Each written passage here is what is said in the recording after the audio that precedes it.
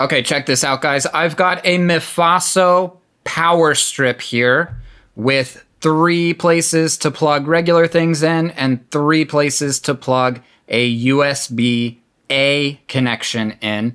So let's take a look at this. Nothing really important on the box, kind of plain cardboard packaging here. So let's go ahead and take this out and see what's inside. Okay. So there's about a 6-foot extension cord on the side. That is enough, but it does leave a little to be desired, I have to say, if you need to go a long distance. So just as we were promised on the box, this has 3 outlets and 3 USB connections here. So let's take a closer look at the front, and then nothing really fancy on the back, pretty much just plain with some model information back there. So very important to understand, this is a power strip. This is not a surge protector. And you might be wondering, why would we want such a thing? Well, in my case, when I went on a cruise with my wife and kids a few months ago, they do not allow surge protectors on the ship. The only way we were able to get something on board was to make sure that it was just a power strip, not a surge protector.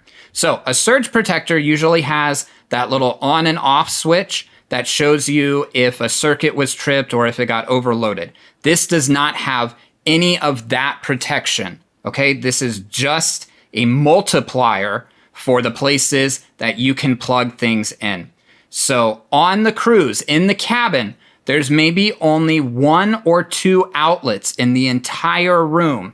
And if you have a family of devices to plug in and charge, that just does not work. You will be constantly fighting for it. So I can tell you that there are mixed reports about whether or not different cruise lines will let things like this on. The reason that they've banned surge protectors is a long story. It has something to do with the ship's electronic systems. I don't know how it works, but you can look into that more if you want.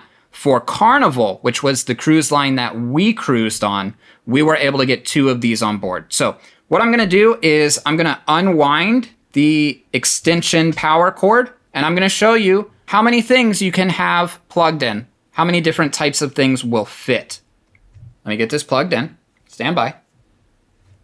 Okay, so first, I don't know if you could see, but as soon as I plugged it in, there's this tiny little green LED that comes on to let me know that it is indeed getting power. So that's nice that it has an indicator light.